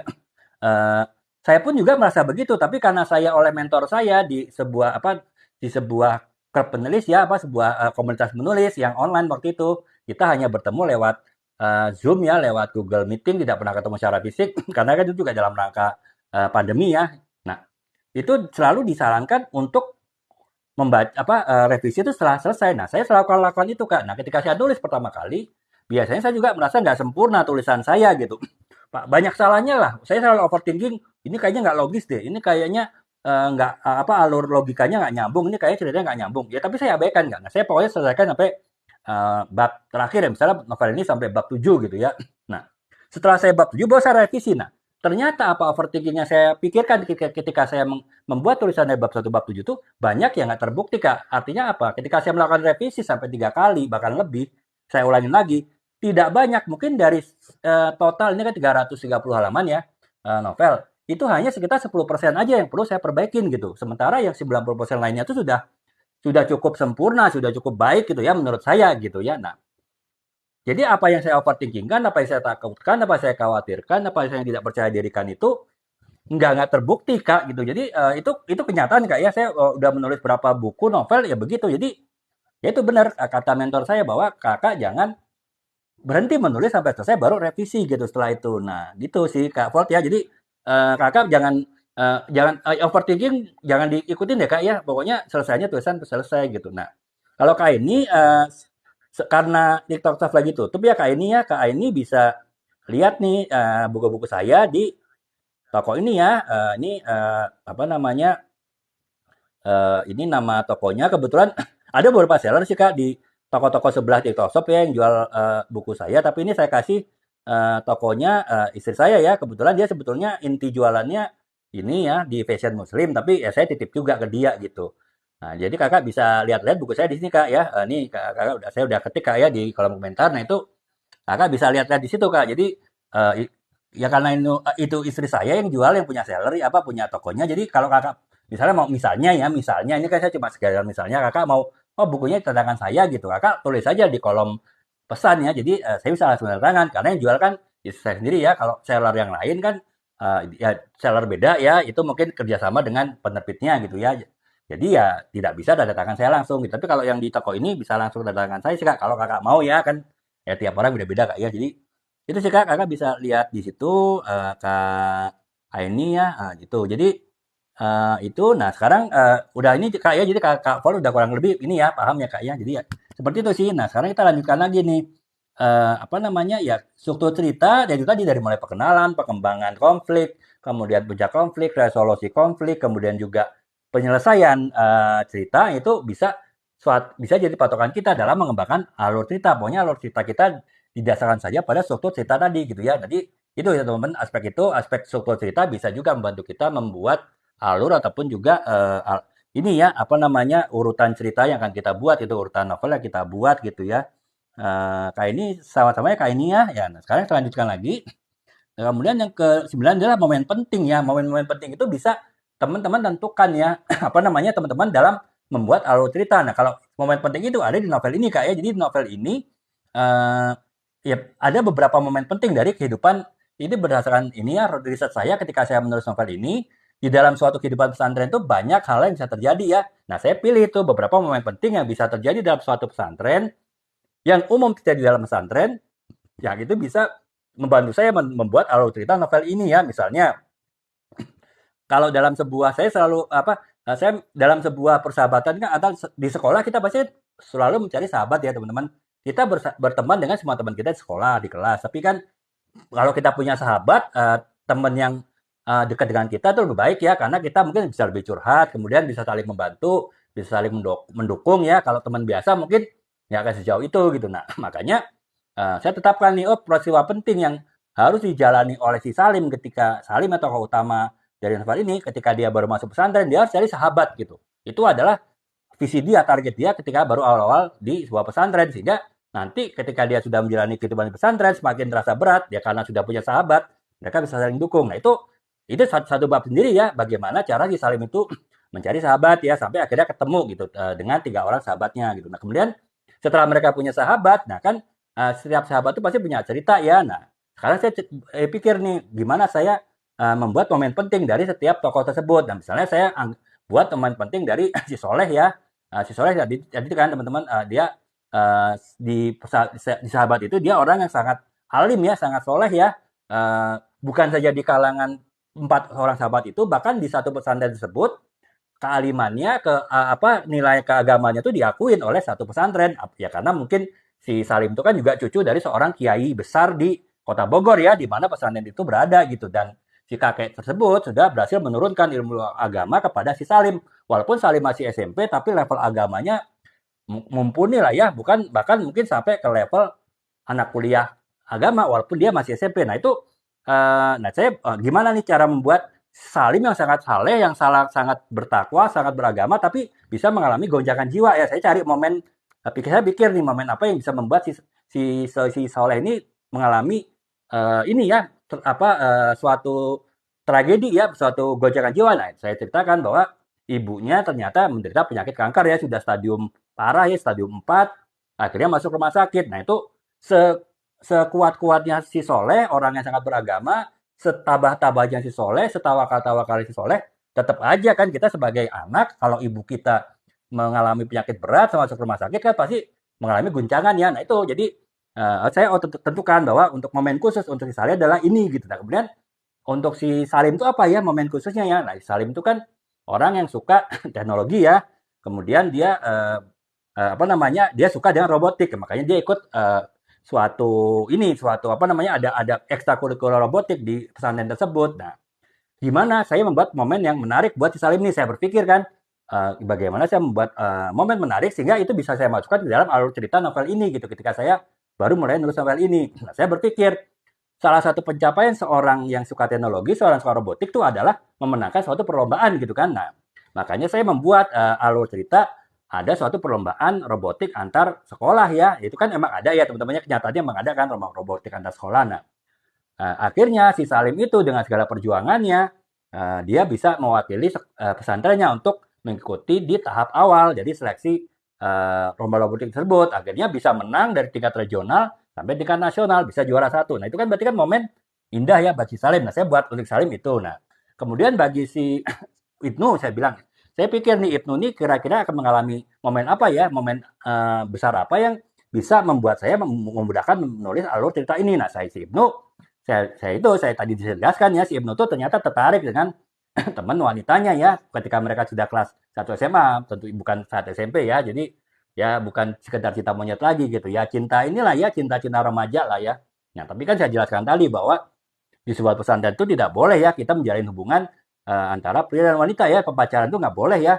Kalau tertangkap basah, walaupun itu hanya sekedar ngobrol aja gitu, tidak melakukan hal-hal yang lebih, itu bisa sampai kena skors ya. Kalau kita melakukan yang lebih, tanda petik ya, itu bisa sampai dikeluarkan gitu. Jadi itu kisah menarik dari si Ibnu itu. Jadi itu teman-teman bisa membuat alur cerita itu dengan membuat momen penting bagi tokoh utama dari cerita ini. Kalau momen tokoh utamanya banyak karena ini dapat orang ya, sebagai seorang sahabat ya kita bisa buat masing-masing punya momen penting sendiri gitu. Nah, kalau misalnya itu hanya 2 orang, ini kan novel mengenai ini ya suami istri ya. Jadi ya saat nggak mungkin saya buat momen sendiri untuk suami penting, momen sendiri buat istri ya, karena kan suami istri itu satu ya, jadi saya harus membuat satu momen besar, satu momen yang ini, yang apa, yang menggetarkan jiwa, tapi yang menyangkut keduanya mereka inilah. Makanya saya buat itu tadi, apa namanya, momennya adalah ketika si Andini keguguran ya, di usia kehamilan yang 4 bulan, 5 bulan gitu. Sementara ketika itu terjadi, si Adrian tidak ada di sampingnya Andini. Karena apa? Adrian sedang tugas di hiburan malam ya sebagai tenaga promosi di sebuah perusahaan minuman alkohol. Nah itu kan itu saya membuat sebuah peristiwa penting itu ini apa namanya di seperti itu. Dan jadi itu teman-temannya satu momen penting, satu peristiwa penting itu bisa membantu teman-teman membuat alur cerita ya tergantung teman-teman mau mengarahkannya kemana ya. Jadi itu ya sekedar contoh ya teman-teman ya. Kemudian Kak Dewi ya, terima kasih Kak ya semangatnya. Semoga ini gitu ya apa Kakak bisa juga semangat menulis ya Kak ya gitu. Nah jadi itu, ya benar sih Kak Volt ya. Jadi kalau Kakak sudah membuat persiapan di awal dan ketika Kakak sudah siap persiapan menulis, Kakak menulis tanpa berpikir overthinking, itu akan jadi menarik Kak. Tapi kalau Kakak sudah overthinking, setiap kali nulis diperiksa, setiap kali nulis periksa, itu malah akan jadi berat Kak menulis ya. Jadi ya itu tadi Kak ikuti apa, kalau bisa ikutin saran saya gitu. Pokoknya Kakak begitu sudah persiapannya udah bagus, ibaratnya Kakak mau buat roti, buat kue, segala bahan-bahannya telur, tepung, segala macam itu sudah ada, alat-alatnya blender, mixer, oven udah ada, ya udah langsung dibuat aja tanpa mikir nanti kalau nggak kembang gimana kuenya, nanti kalau apa namanya gosong gimana, nanti kalau nggak usah dipikir. Kalau kakak berpikir begitu malah kakak nggak berjalan-jalan. Tapi kalau kakak pokoknya udah bahannya udah siap, alat udah siap, kerjain aja gitu. Toh kalau udah satu loyang ternyata nggak kembang, ininya misalnya rotinya kan kakak bisa lihat oh nggak kembangnya karena apa, dibuat lagi loyang kedua dengan perbaikan gitu. Jadi begitu ya Kak Walt, kurang lebih seperti ini gitu. Kak Raina, jadi ini ya Kak, kalau dari penerbit itu biasanya sih sebelum kita masukin ke penerbit kita harus lihat dulu Kak Raina ya. Misalnya Kakak nulis novel misteri misalnya ya. Eh, Kakak harus kirimkan novel itu ke penerbit yang memang sering menerbitkan novel misteri gitu loh. Jangan Kakak apa namanya mengirimkan novel tentang misteri tapi dikirimkannya ke suatu penerbit yang bukunya kebanyakan novel-novel cinta ya, novel-novel realisme, novel-novel romantis ya. Itu kemungkinan untuk diterimanya lebih kecil ya karena minat dari si penerbit itu adalah novel-novel romantis. Jadi itu pertama Kakak tentukan dulu penerbit Kakak mau kirim itu kemana, disesuaikan dengan tulisan Kakak. Kira-kira tulisan Kakak ini lebih tepat masuk ke penerbit yang mana gitu ya. Itu biasanya ada alamat ini ya Kak ya, ada alamat kirimnya dari penerbit tersebut. Nah, Kakak kirim ke situ email dan juga hard copy-nya. Nanti selanjutnya kita hanya pasrah menunggu sih Kak ya. Artinya seberapa lama si penerbit tersebut memeriksa tulisan kita ya. Nah, itu bisa jadi sebulan 2 bulan, bisa 3 bulan, bahkan bisa 6 bulan ya. Kayak teman saya di penerbit Mizan di Bandung ya, itu bisa sampai 6 bulan baru ada jawaban gitu. Jadi memang harus sabar kayak kalau kita diterbitkan di penerbit yang offline terutama ya, penerbit-penerbit offline yang besar gitu. Nah, tapi ada alternatifnya kalau kakak mau PD dulu, yang penting tulisan saya diterbitkan, yang penting sudah ada bentuk buku yang ada nama tulisan saya misalnya ya. Nah, kakak bisa yang lebih cepat, itu biasanya penerbit online Kak. Jadi kalau contohnya Guepedia ya, itu kakak bisa browsing lah di internet Guepedia seperti apa. Nah, itu biasanya mereka seleksinya nggak terlalu ketat Kak. Karena apa? Kalau penerbit online itu biasanya mereka tidak akan cetak buku ketika sudah terbitkan buku ya. Jadi kakak nanti akan kalau kakak masuk ke penerbit online, tulisan kakak akan diperiksa, kemudian kalau sudah oke akan editing oleh mereka. Mereka akan buat desain covernya, kemudian mereka akan buat layout dalamnya, mereka akan daftarkan buku kakak itu ke perusahaan nasional untuk dapat nomor ISBN. Jadi nomor ISBN tuh ini Kak ya.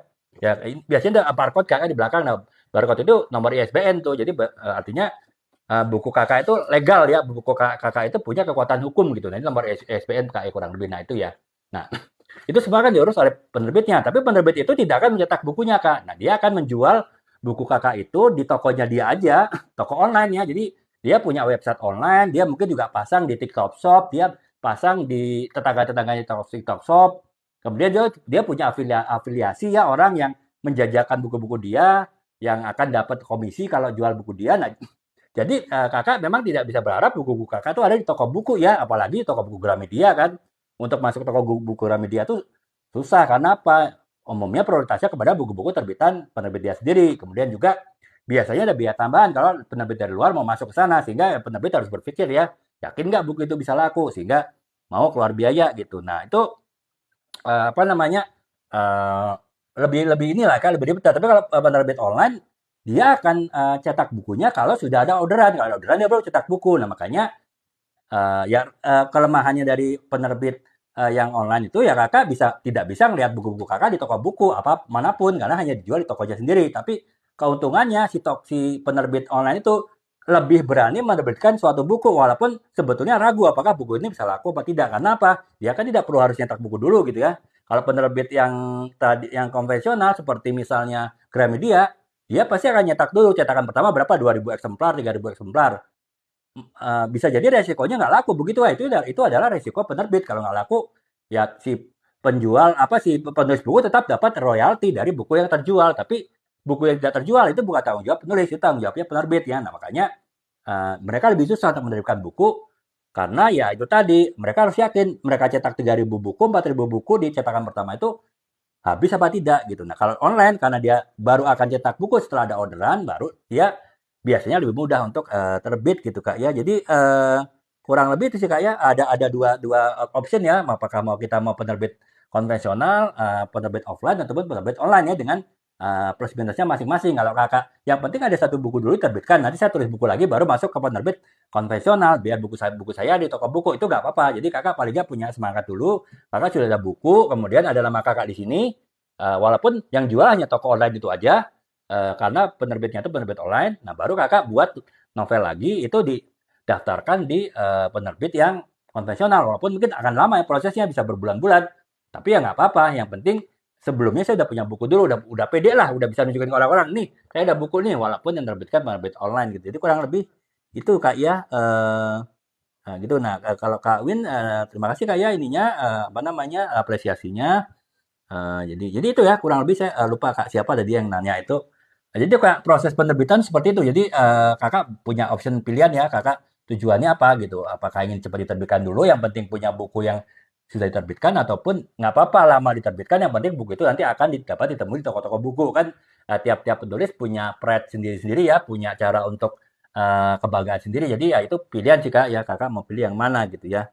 Nah, kemudian Kak Ismaili, terima kasih Kak semangatnya Kakak semoga juga semangat ya untuk tulis ya kalau memang Kakak tertarik untuk menulis Kak ya karena menulis itu selain berguna bagi diri kita juga berguna bagi orang lain gitu.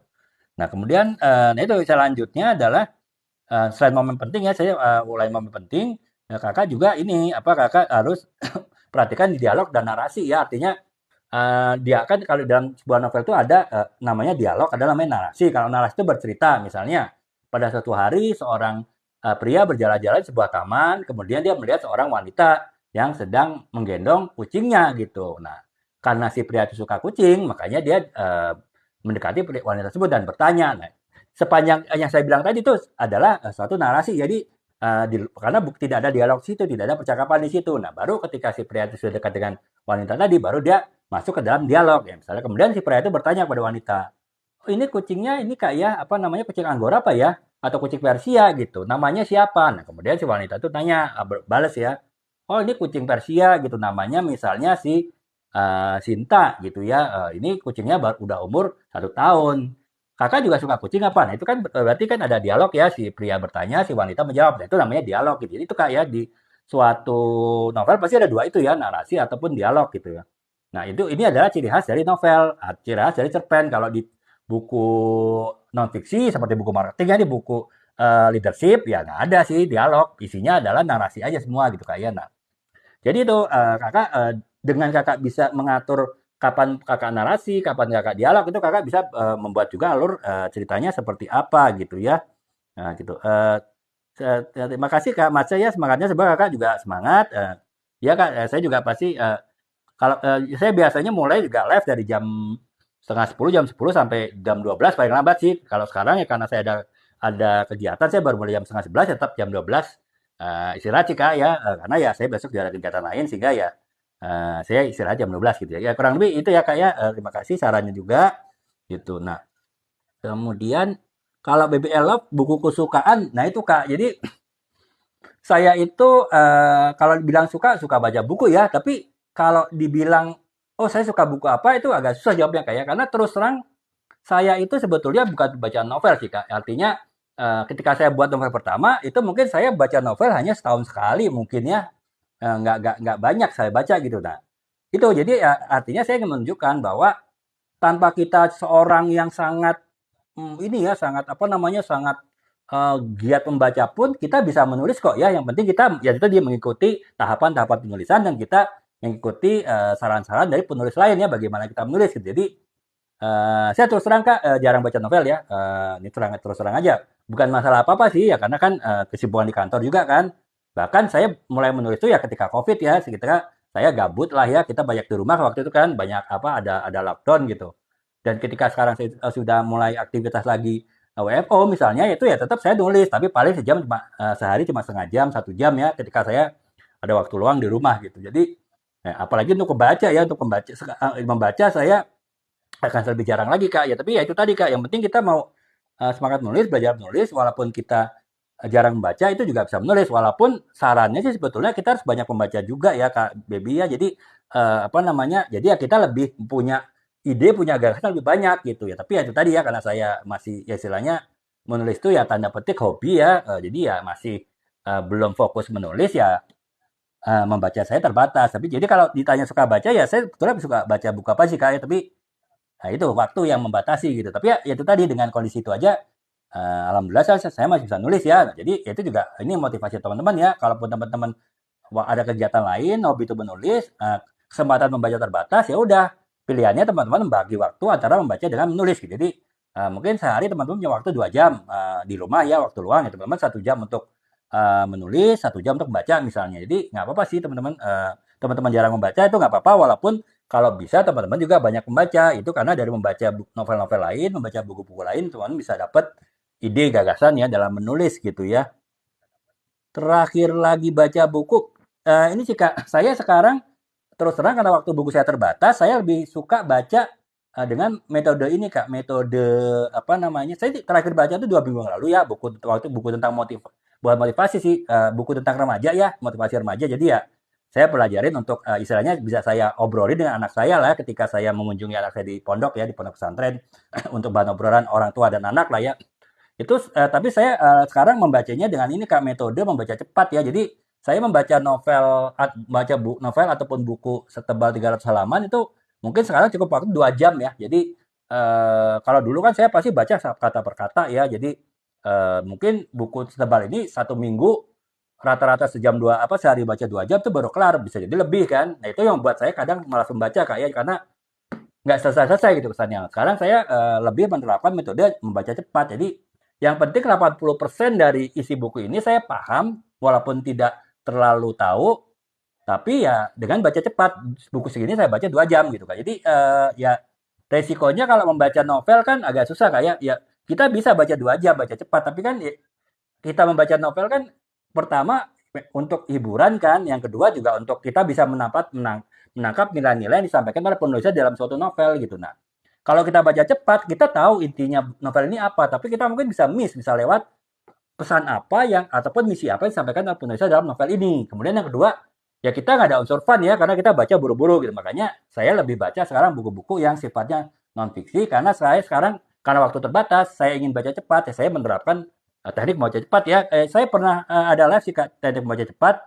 Mungkin satu waktu bisa saya ulangi lagi teknik membaca cepat itu gitu. Nah, jadi ya kalau terakhir baca ya sekitar 2 minggu lalu Kak, buku tentang ini ya, buku psikologi anak ya, bukan psikologi remaja karena anak saya kan remaja ya, sekarang kelas apa namanya? Kelas 12 ya. Nah, jadi ya saya ya ingin ada bahan lah ya ngobrol dengan anak ketika saya mengunjungi anak di pondok pesantren ya, karena kan kita hanya bisa punya kesempatan sebulan sekali itu ketemu anak ya, 1 harian penuh gitu ya.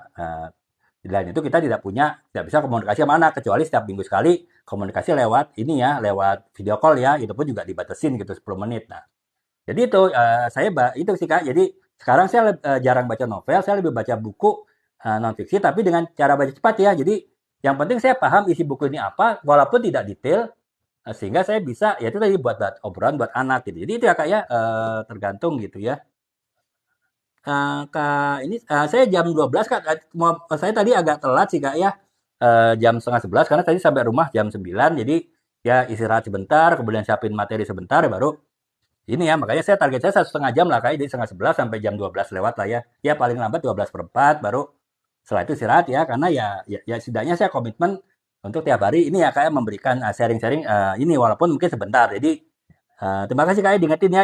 Ya ini sekarang hampir jam 12 ya, mungkin sekitar 10 menit lagi Kak ya. Sebetulnya masih banyak sih yang belum dibahas, tapi ya nggak apa-apa lah. Yang penting kan kita paling penting ngobrolnya ya. Kita paling penting saling memberi semangat, saling memberi motivasi menulis. Ya. Jadi kalau materi ini sih ya saya bisa sampaikan lagi kalau teman-teman mau saya detailkan lagi di lain waktu gitu. Tapi yang penting itu tadi ya sharingnya itu lebih penting daripada materinya gitu ya. Kemudian Kak Baby Alaf, anaknya mau kuliah kemana? Ya, ya kakak tau lah ya kalau kakak apalagi udah punya kalau kakak punya anak remaja ya, ya masih ini kayaknya masih belum pasti dia mau apa gitu. Kalau sekarang sih dia maunya jadi ilustrator katanya. Eh, atau apa atau jadi inilah apa namanya multimedia ya. Saya sih bukan tipe yang suka mengarahkan anak ya. Artinya ya udah sekarang dia lagi suka multimedia ya udah ikutin aja dulu. Saya yakin besok udah kelas SMA ya kelas SMA itu berarti ya berapa? 7, 8, 9 kelas 10 misalnya. Pasti berubah lagi ya nggak apa-apa gitu. Kalau sekarang sih dia mau jadi ilustrator ya. Ya dulu ya biasa lah waktu anak-anak SD kan YouTuber lah ya itu standar ya kalau kalau dulu kita zaman zaman saya mungkin zaman adik-adik kelas saya mungkin mau jadi apa ya jadi dokter jadi insinyur. Nah kalau sekarang kan anak-anak SD YouTuber gitu kan. Nah sekarang berubah lagi jadi ilustrator ya udah saya ikutin aja gitu nanti SMA apa apa lagi yang penting saya kalau dia tertarik apa saya selalu beliin buku Kak jadi saya membiasakan anak tuh baca ya dari kecil ya jadi kalau dia tertarik apa saya beliin buku saya suruh baca kan di pesantren di pondok kan banyak waktu kan. Ya walaupun padat waktunya masih bisa disiapkan untuk baca lah. Jadi ya dia baca aja kalau memang ternyata tertarik ya oke. Kalau ternyata setelah baca bukunya kok kayaknya nggak oke ya, nggak asik ya, ya udah terserah dia mau apa lagi gitu. Jadi itu sih Kak ya. Kurang lebih itu gitu. Kalau saya di marketing sih Kak, saya di marketing ya. Jadi saya 20 tahun di marketing, apa namanya? Lebih kepada marketing ini. Tadi marketing bukan sales ya Kak ya. Saya tidak menawarkan barang ke toko, tapi saya itu menawarkan barang ke konsumen ya. Artinya tugas saya membuat produk baru, kemudian tugas saya itu membuat iklan, tugas saya membuat konsep event, tugas saya menentukan harga jual barang berapa, tugas saya membuat bagaimana bersaing dengan kompetitor gitu. Jadi ya lebih ke itu ya. Makanya posisi-posisi saya ya brand manager, product manager ya, kemudian marketing manager gitu. Lebih kepada ke branding dan marketing sih Kak ya. Jadi saya udah di beberapa sudah beberapa industri ya, pernah di farmasi, pernah di kosmetik ya, pernah juga di elektronik, pernah di bahan bangunan, pernah kemudian di plastik, produk plastik. Jadi ya udah cukup aja Kak ya. Makanya saya eh, ketika saya menulis buku marketing saya mudah Kak. Saya tidak perlu riset banyak karena apa? Yang ditulis itu semua sudah ada di kepala saya ya. 20 tahun saya di marketing kan memudahkan saya untuk menulis. Makanya itu sih Kak, kalau Kakak baru mulai belajar menulis, saran saya Kakak harus mulai dari paling dekat dengan Kakak. Kalau Kakak mau tulis novel, mungkin bisa novel yang berdasarkan pada cerita hidup Kakak, walaupun disamarkan ya secara nama, tempat segala macam. Itu Kakak lebih mudah menulisnya dan lebih semangat gitu. Contohnya ya novel saya kebetulan nggak ada ya. Nah ini Kak, novel ini nih sebetulnya pengakuannya ini kisah cinta saya dulu ya Kak ya. Ya walaupun mungkin yang kisah cinta saya 50% ya, tapi 50%-nya adalah daya imajinasi ya saya kembangkan sendiri, saya dramatisir sendiri. Tapi ya karena berbasis kisah ya saya sendiri ya lebih mudah saya menulis Kak ya. Jadi otomatis saya lebih pede menulis gitu. Nah, ketika saya menulis buku marketing misalnya ya itu juga ini buku ini ya misalnya buku branding for non-branding company ya. Jadi buku bagaimana perusahaan yang belum pernah melakukan marketing dapat melakukan kegiatan marketing. Nah, itu kan ini yang saya tulisnya apa yang saya lakukan. Bahkan saya pernah bekerja di suatu perusahaan yang memang saya di-hire di situ sebagai marketing manager untuk membentuk kegiatan marketing di perusahaan tersebut. Perusahaan tersebut belum pernah melakukan kegiatan marketing. Jadi ya saya menulis buku ini seperti hanya flashback apa yang telah saya lakukan sih Kak. Jadi cepat ya, mudah ya gitu. Ataupun misalnya ini buku bisnis ya, buku Bosku Otoriter. Ini buku ini bercerita bagaimana kita menghadapi bos otoriter gitu. Bagaimana kita bisa survive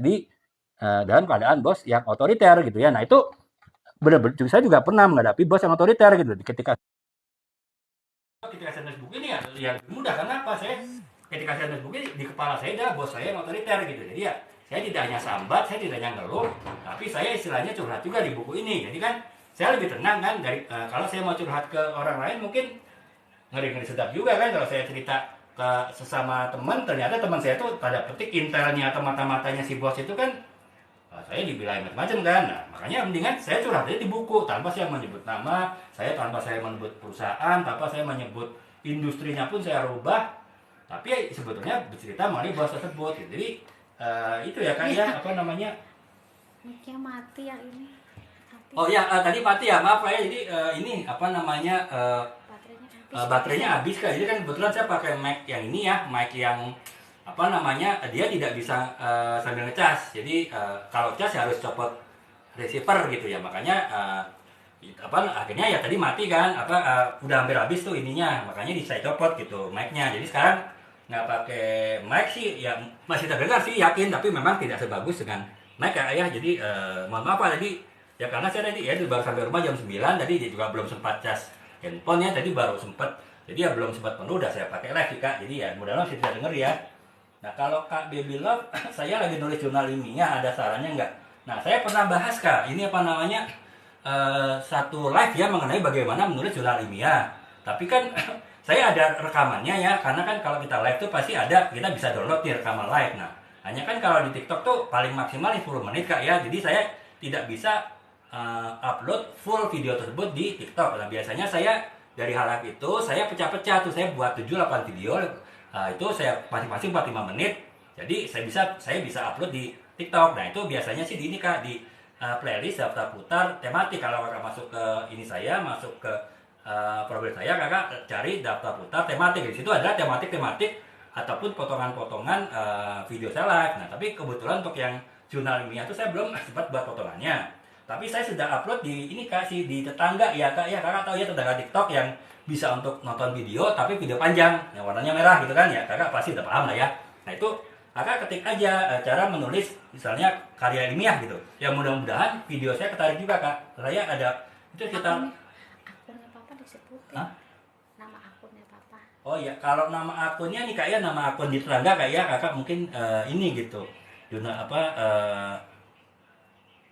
Kakak bisa ketik akun ini, mudah-mudahan ketarik. Jadi Kakak nanti bisa itu semua video live saya Kak yang rata-rata 1,5 sampai 2 jam itu ini gitu. Nah ini Kak ya, bisa di ini saya di akun pet ya, akun saya yang lain itu Kakak tuh ada nama saya, Kakak klik ketik aja itu, nanti mudah-mudahan tarik Kak. Jadi saya tulis tuh kelas 1,5 jam itu ada mengenai membuat jurnal ilmiah. Nah Kakak bisa belajar di situ. Nanti Kakak bisa tanya di live ataupun di VT-VT saya apapun. Kalau Kakak ditanyakan mengenai hal itu sih Kak ya. Jadi itu ya. Kalau Kak Olivia Anabel, buku yang paling jadi favorit orang ya so far sih kalau novel ya novel ini Kak ya, novel realisme ya, terutama novel berkisah cinta ya. Karena apa ya, cinta itu kan universal ya.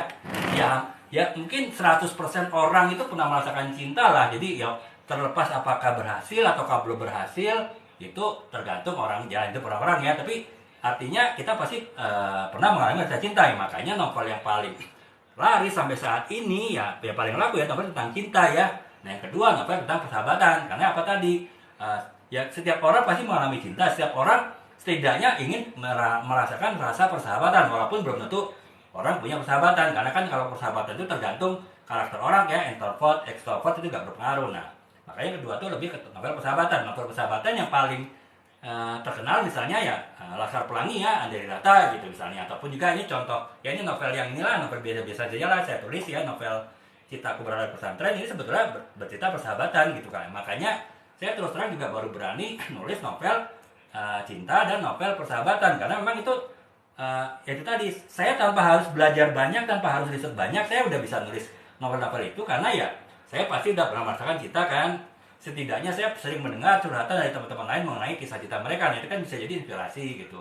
Persahabatan, saya pernah punya sahabat, kemudian saya juga, teman-teman saya juga pernah bercerita mengenai sahabatnya. Itu bisa jadi inspirasi saya menulis novel persahabatan gitu Kak. Jadi kurang lebih itu sih Kak ya gitu. Nah kemudian cara lanjut menulis, nah itu Kak. Jadi Kak Iya favorit ya, tadi saya jelaskan ke Kakak siapa, saya lupa yang itu.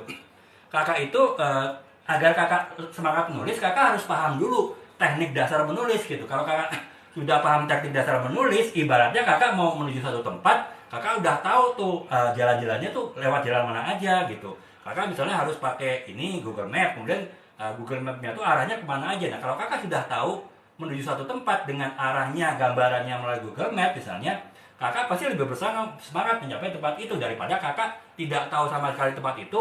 Yang penting saya jalan dulu, nanti saya tanya-tanya di jalan. Itu mungkin kakak malas berangkat ya, karena kakak nggak ada gambaran. Nah, makanya biar kakak punya Google Map tadi, ketika kakak akan menulis, ya kakak harus paham 5 tahapan menulis. Ya. Dan kakak menjalankan 5 tahapan menulis itu gitu. Nah, kalau kakak sudah menjalankan 5 tahapan menulis itu, ya otomatis kakak akan lebih semangat ya. Istilahnya rasa malas itu akan semakin berkurang kemungkinannya. Nah, cara kakak untuk ini, kalau kakak, wah saya belum tahu nih kak bagaimana 5 tahapan menulis itu, saya nggak tahu harus belajar dari mana. Nah, saya udah buat kak TikTok series gratis kak ya, kan biasanya TikTok saya bayar, kalau saya gratis kak. Jadi kakak tinggal masuk ke profil saya, kemudian kakak lihat daftar putar ataupun playlist sharing menulis. Saya kan udah buat beberapa daftar putar tuh. Nah, kakak cari yang sharing menulis. Nah, kakak klik di situ, itu ada 21 video kak tahapan menulis dari mulai awal sampai dengan akhir penulisan. Kakak pelajarin saja 21 video tersebut, ya kurang lebih 1,5 jam lah total ya. Yang mungkin kakak nggak harus lihat sekaligus, kakak bisa lihat inilah bertahap lah ya, sehari mungkin berapa video, sehari berapa video. Kalau perlu semuanya kakak ini aja, kakak save aja, jadi nanti masuk ke favorit di beranda kakak. Jadi kakak nggak perlu harus ketika mau lihat video saya, TikTok saya itu harus masuk ke profil saya ya, cukup dari beranda kakak ya, di bagian favorit kalau kakak sudah save semua gitu kak. Jadi kayak favorit itu kalau kakak sudah paham mengenai teknik menulis, ibarat kakak mau menuju suatu tempat, kakak sudah tahu petanya lewatin jalan apa aja, peta-petanya seperti apa gitu. Jadi itu akan menambah kakak semangat menulis kak ya. Nah, kemudian yang setelah itu ya kakak baru melakukan beberapa tips-tips yang sering dilakukan penulis ketika menulis melakukan tulisan itu ya. Nah, kalau kakak mau nulis skripsi ataupun ilmiah, nah kakak udah tahu tuh teknik-teknik menulis seperti apa yang saya jelaskan tadi di TikTok dari saya. Nah, kakak bisa lihat tips-tipsnya yaitu tadi di video saya ini kayak tadi yang saya kasih alamat ini ya, alamat ini aplikasi yang bisa lihat video tapi panjang ya. Kalau TikTok kan paling maksimal 10 menit. Nah, kalau yang lebih pionir aplikasi video yang lebih tua dari TikTok kan kakak tahu ya yang warna merah ya. Nah, itu kan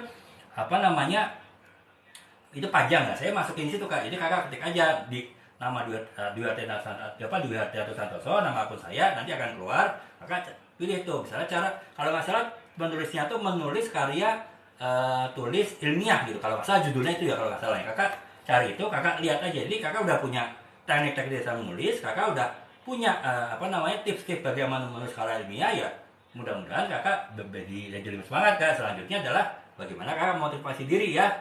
Nah, tapi yang penting kakak sudah tahu teknik dasar menulis dan juga tips-tips menulis karya ilmiah gitu kak. Your favorit ya. Jadi kurang lebih itu sih kak. Kakak coba, nanti kalau kakak masih agak bingung ya, entah di live saya berikutnya ataupun juga di video-video saya, kakak asal aja semua kakak klik video mana, kemudian kakak tanya aja, nanti saya akan jawab kak ya kak, lewat video juga dan juga lewat live gitu kak. Jadi kurang lebih seperti itu gitu kak. Edwin Korosel sebetulnya ini saya tadi biasanya mulai live tuh jam 9:30 kayak dari sampai jam 11:30 lah ya paling, atau jam 11. Nanti saya terus terang sampai rumah baru jam 9 kak. Jadi ya istirahat sebentar, kemudian saya belum siap materi, waktu itu saya siapin materinya dulu ya, baru bisa mulai jam 10:30 kak. Makanya sih target saya jam sampai jam 12:04 lah ya, sekitar 1,5 jaman baru live gitu. Makanya ya ini saya usahakan live ya, kayaknya saya live sih kak. Jadi ya mohon maaf baru malam sih. Makanya ya terus terang materi saya baru setengah sih saya bahas ya, karena banyak kakak yang bertanya ya, banyak teman yang bertanya. Tapi nggak apa-apa lah, yang penting kan menjawab pertanyaan ini ya teman-teman ya, ngobrol dengan teman-teman. Kalau materi ini kan ya bisa aja nanti saya lanjutkan besok ataupun lusa, nggak masalah gitu. Jadi itu ya kak ya, ranking cross ya dia. Ya ini sih kak kenapa tengah malam ya, karena ya saya nggak enak sih, takutnya saya ya walaupun gak ditungguin, tapi kan setidaknya saya udah komit ya setiap malam. Kecuali kalau seperti kemarin dari Sabtu sampai Minggu saya kan keluar rumah ya, jadi saya benar-benar nggak bisa live. Walaupun live sampai rumah mungkin jam 11 malam baru live ya otomatis ya nggak enak sih, artinya udah terlalu malam ya. Kalau sekarang saya masih bisa live lah sampai jam 12 lah kurang lebih itu kak ya gitu. Nah kemudian Karun sama-sama ya kak ya, semoga semangat juga kakak menulis, kemudian kakak juga tetap sangat semangat gitu. Untuk yang penting itu dari menulis itu tahu prinsip dasar menulis itu gampang. Kalau teman-teman belum tahu bisa lihat di TikTok saya gratis ya, ada di profil saya di playlist daftar sharing menulis. Kemudian kakak pelajari tips-tips menulis, apa namanya ya, saya udah jelaskan tips-tips menulis novel, tips-tips menulis cerpen, tips menulis karya ilmiah di live saya kayak di tips, kemudian bagaimana mengembangkan alur cerita, bagaimana tips membuat karakter yang kuat, bagaimana tips membuat setting deskripsi setting yang tepat segala macam, itu saya udah ada semua, itu lebih ke tips-tips sih Kak. Jadi ya setelah lihat prinsip dasar menulis, kakak lihat tips-tipsnya sesuai dengan kakak tulis, ya itu mudah-mudahan udah istilahnya 50% berhasil lah ya, kakak sudah mempersiapkan segalanya dengan baik di awal, itu 50% keberhasilan. Selanjutnya ya bagaimana kakak menulis, itu 50% keberhasilan selanjutnya gitu ya Kak Lun ya. Kurang lebih begitu. Nah, kemudian apa namanya, oke, jadi itu kayak udah ya sekitar 5 menit lagi kayak saya selesai kayak, jadi karena ya saya berkegiatan dan istirahat juga ya, mohon maaf tadi memang agak terlambat sih mulainya, 1 jam lebih lambat ya, tapi setidaknya ya kita sudah berinteraksi lah ya hari ini gitu Kak ya. Jadi itu Kak ya, jadi itu ya, sekedar ini lagi Kak, mengulangin aja ya, sebetulnya masih banyak yang perlu saya bahas, tapi ya saya sekarang ini aja ulangin lagi bagaimana mengembangkan alur cerita yang kuat dari sisi aspek-aspeknya ya. Kakak harus perhatikan penokohan utamanya, pendukungnya seperti apa, kemudian latar tempat, latar belakang peristiwa, latar belakang kejadian, itu kakak jelaskan secara detail, itu bisa memudahkan kakak untuk melanjutkan penulisan. Kemudian juga konflik utama kakak tentukan sehingga kakak bisa menjadi alur kakak dalam membuat suatu tulisan. Kemudian juga apa namanya, misi ataupun tujuan penulisan itu kakak harus tetapkan sehingga dapat mengarahkan kakak dalam menulis. Kemudian juga konflik itu harus ada berkembang ya, konflik itu jangan statis. Nah, setiap perkembangan konflik itu bisa menjadi teman-teman membantu teman-teman membuat alur cerita berdasarkan perkembangan konflik tadi. Jadi kan itu memudahkan teman-teman buat bagaimana suatu cerita itu berjalan gitu ya.